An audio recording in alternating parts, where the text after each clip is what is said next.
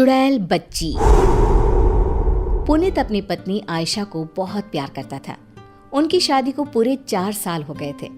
Ayesha pregnant थी, इसलिए पुनीत आयशा को अपनी माँ के पास गांव में उसकी देखभाल के लिए लेकर जाता है। गांव पहुंचते ही आयशा अपनी सास के पैर छूती है। जुग जुग जियो और अपनी सास को जल्दी से पोता दे दो। माँ जी, क्या बेटा और बेटी, आज के जमाने में लड़का लड़की सब एक समान होते हैं। तुम्हारे शहर में होता होगा ये सब, हमारे गांव में नहीं। मुझे तो पोता चाहिए बस। हे भगवान, ये दोनों तो अभी से शुरू हो गए। ये दोनों अगर ऐसे ही लड़ते रहे तो कैसे चलेगा ये सब। इन दोनों को मुझे ही रोकना पड़ेगा। अरे अरे माँ, क्या अपने बेटे से नहीं मिलोगी? हाँ हाँ, क्यों नहीं। कैसा है रे तू? कितने सालों बाद आया अपनी माँ से मिलने। शहर जाकर तो तू अपनी माँ को भूल ही गया था।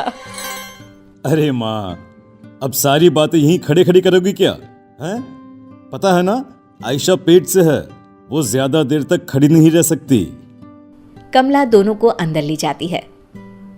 माँ, आपसे एक बात बोलनी थी। हाँ हाँ, बोल बेटा, क्या बात है? माँ, वो खत में मैंने तुम्हें बस अपने आने की खबर दी थी और आयशा के बारे में बताया था। पर माँ, मुझे वापस शहर जाना होगा। मैं सिर्फ आयशा को यहाँ छोड़ने आया था। मुझे आज शाम को ही वापस जाना होगा। ऑफिस में बहुत काम है माँ। ये तू क्या बोल रहा है? मैं कितनी खुश थी कि अब हम सब साथ रहेंगे यहाँ। माँ प्लीज समझा करो, जाना जरूरी है मेरा। और माँ, तुमसे अच्छी सेवा आयशा की कोई और नहीं कर सकता, है ना? शाम होती ही पुनीत वापस शहर चला जाता है। आयशा का पूरा टाइम चल रहा था। उसको कभी भी कुछ भी हो सकता था। कमला अपनी बहू की खूब सेवा करती थी, उसे अच्छा अच्छा खिलाती थी और आखिर वो दिन आ ही गया। आयशा की तबीयत आज कुछ ठीक नहीं थी। मैं अभी दाई को बुला लाती हूँ, तुम अपना ध्यान रखना बहू। कमला दाई को बुला लाती है और कुछ ही देर में आयशा बेटी को जन्म देती है। बेटी हुई है, इतना बोलकर दाई वहां से चली जाती है। बेटी का नाम सुनते ही कमला को बहुत गुस्सा आने लगता है। इसको मैंने पहले ही कहा था, मुझे पोती नहीं पोता चाहिए, फिर भी इसने मुझे पोती दी। आधी रात को जब सभी सोए हुए थे, कमला चुपचाप उठती है। बच्ची अपनी माँ के पास सोई होती है।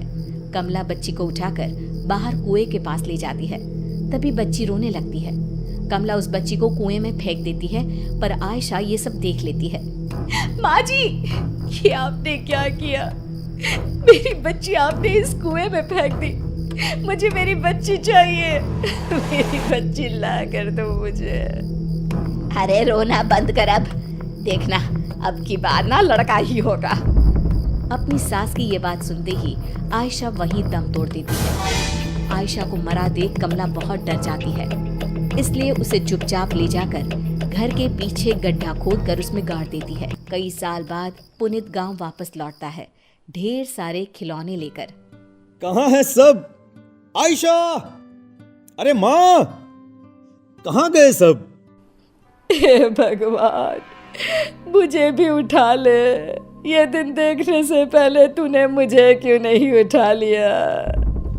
माँ, क्या बात है? आप ऐसे क्यों बोल रही हो? और हाँ, आयशा और मेरी बच्ची कहाँ है? आपका खत मिला था मुझे, आपने बताया था ना मेरी बेटी हुई है, कहाँ है वो? वही तो, मेरी बहू और पोती अब इस दुनिया में नहीं है। कुछ दिन बाद ही बच्ची मर गई। बहू ये बर्दाश्त नहीं कर पाई और उसने भी अपना दम तोड़ लिया। और तू अब आया है कितने सालों बाद। क्या? ये आप क्या कह रही है माँ? माँ, आपने मुझे पहले क्यों नहीं बताया? मैं अपनी बच्ची की सूरत भी नहीं देख पाया। मैंने तुझे इसलिए नहीं बताया कि तू शहर में परेशान ना हो जाए। और अब मैं तेरी दूसरी शादी करूंगी, देखना, वो बहू मुझे जरूर पोता देगी।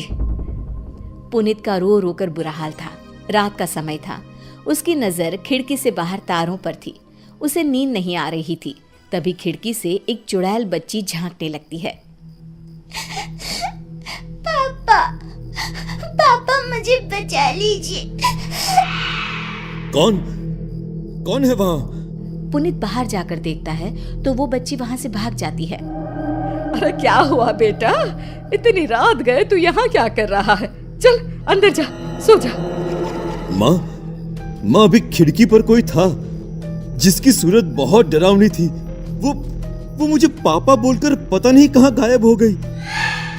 अरे ये गांव है बेटा, गांव में आए दिन छलावा घूमते रहते हैं, मतलब भूत चुड़ैल। जरा संभल कर रहना। हाँ चला बंदर, रात को ऐसी बातें नहीं करते। सुबह होते ही माँ, मेरा मन अब इस गांव में बिल्कुल भी नहीं लग रहा, इसलिए मैं सोच रहा था क्यों न मैं वापस शहर चला जाऊं। बेटा मैं तो कहती हूँ तू दूसरी शादी कर ले, पत्नी आ जाएगी तो तेरा जीवन फिर से हरा भरा हो जाएगा। नहीं माँ, मैं अब शादी नहीं करूंगा और मैंने अपना सामान भी पैक कर लिया है, तो मैं शहर के लिए अभी निकल रहा हूँ। पुनीत अपनी माँ की जरा भी नहीं सुनता। वो अपना सामान उठाता है और वहां से चल पड़ता है। आधे रास्ते पहुंचते ही वो चुड़ैल बच्ची उसे फिर से दिखाई देती है। पापा मुझे बचा लो, मेरा बहुत दम घुटता है। इतना बोलकर वो बच्ची वहां से भागने लगती है। तभी पुनीत उसे आवाज लगाकर रोक लेता है। रुको, कौन हो तुम? और तुम ये क्या बोलती रहती हो? मुझे बचा लो, मुझे बचा लो। मुझे बताओ, तुम्हें कोई परेशान करता है क्या? तब उस चुड़ैल बच्ची की आंखें लाल हो जाती है। तुम्हें ठीक से सुनाई नहीं देता क्या? मैंने पापा भी बोला था। ये तो चुड़ैल है, पर ये चुड़ैल बच्ची मुझे पापा क्यों बोल रही है? मैं इसे पूछता हूँ। पुनीत उससे कुछ पूछता, इतने में ही वो बच्ची वहां से भाग जाती है। पुनीत उसके पीछे भाग रहा होता है। तभी वो चुड़ैल बच्ची कुएं में जाकर कूद जाती है। रुको! और तभी पीछे से उसकी माँ आके उसे पकड़ लेती है। बेटा तू गया नहीं, और ये तू क्या करने चला था? मैं तुझे नहीं पकड़ती तो अभी इस कुएं के अंदर होता। पुनीत उस चुड़ैल बच्ची के बारे में अपनी माँ को सब कुछ बता देता है।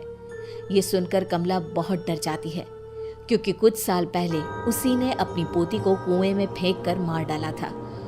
कुछ नहीं बेटा, मैंने तुझे बताया था ना, इस गांव में बहुत छलावे घूमते रहते हैं। वो छलावा तुझे मारने आया था और कुछ नहीं। वो छलावा नहीं था, उस बच्ची की आंखों में बहुत दर्द था, जैसे कुछ बताना चाहती हो। मुझे पता करना ही होगा, आखिर वो चुड़ैल बच्ची मुझसे क्या चाहती है, मुझे क्या बताना चाहती है। उस बच्ची से मुझे दोबारा मिलना पड़ेगा। इसके लिए मुझे यहीं रहना होगा, गांव में। अरे इसे ये अचानक से क्या हो गया? अभी तो बड़ी जिद कर रहा था कि मुझे यहाँ नहीं रहना, शहर जाना है। अरे पता नहीं क्या हो जाता है इसे। दोनों वहां से घर वापस चले जाते हैं। आधी रात का समय था। पुनीत गहरी नींद में सोया होता है। तभी उसे किसी के रोने की आवाज सुनाई देती है। वो खिड़की से बाहर झांक कर देखता है तो वही चुड़ैल बच्ची बैठकर रो रही होती है। लगता है यही सही मौका है उस बच्ची से बात करने का। पुनीत उस बच्ची के पास जाता है। पापा मुझे बचा लो, मुझे बहुत घुटन होती है। बेटी क्या बात है, मुझे नहीं बताओगी? और तुम मुझे बार बार ये पापा पापा क्यों बोलती रहती हो? क्योंकि आप मेरे पापा हो। ये सुनकर पुनीत चौंक जाता है।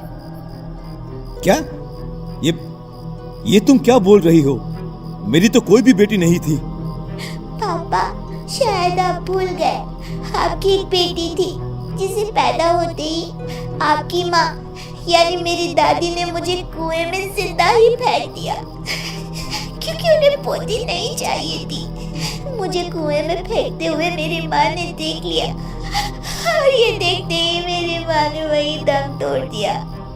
किसी को कुछ पता ना चले इसलिए दादी ने चुपचाप घर के पीछे मेरी माँ को गाड़ दिया।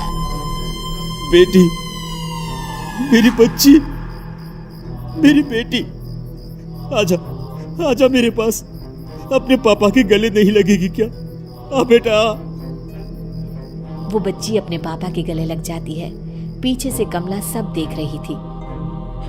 मुझे माफ कर दो बेटा। नहीं माँ, मैं तुम्हें कभी भी माफ नहीं कर सकता।